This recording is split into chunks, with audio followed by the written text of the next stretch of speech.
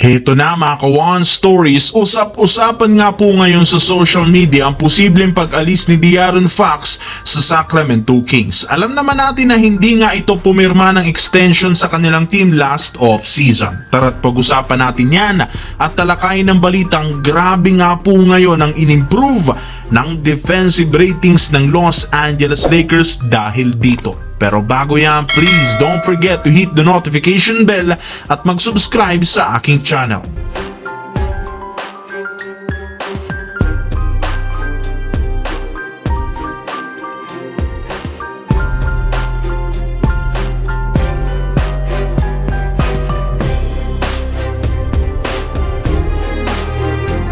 Bumagsak na nga po ngayong araw ang record ng Sacramento Kings sa 13-16 matapos silang matalo laban sa Los Angeles Lakers sa last 2 games na siyang rason bakit nananatili pa rin sila sa ika-12 pwesto. Mag-iilang buwan na nga silang stuck sa kanilang sitwasyon sa West dahil sa napaka-inconsistent na performance. Kaya may ilang mga fans nga po at analyst ang nagsasabi na isa ngang peking super team ang Sacramento Kings. Imbis na mag-improve simula nang makuha si DeMar DeRozan, mas lumala pa nga sila ngayon. In fact, kahilera nga po nila ngayon ang maituturing na mga lottery team kagaya ng Portland Trail Blazers, New Orleans Pelicans at Utah Jazz. Dahil sa hindi magandang nangyari sa Kings ngayon, nagsisimula na nga pong magreklamo si De'Aaron Fox.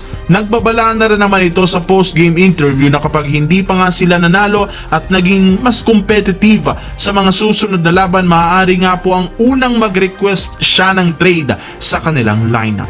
Sa kabilang banda, 16 wins, 12 losses. Yan ang record ngayon ng Los Angeles Lakers matapos silang maging matagumpay sa pagkuha ng panalo sa last 2 games laban sa Sacramento Kings. Simula nga sa pagiging number 10, umakyat nga ito sa number 5 sa loob lamang ng ilang araw, which is ikinabibigla ng mga fans. At isa sa mga itinuturong dahilan ay ang ginawang adjustment nila sa depensa.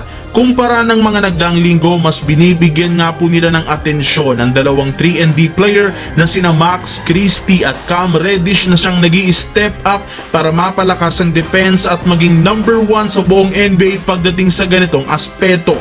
Sa katunayan, umabot na nga sa 92 points ang defensive ratings ng Lakers sa nakalipas na 4 na games, which is eto na ang maituturing na best defensive team sa liga. At lahat yan nangyari mula nang bigyan nila ng mas mahabang playing minutes sina Reddish at Christie. Kaya malinaw na silang dalawang dahilan bakit umaakyat pataas ang Los Angeles Lakers sa West.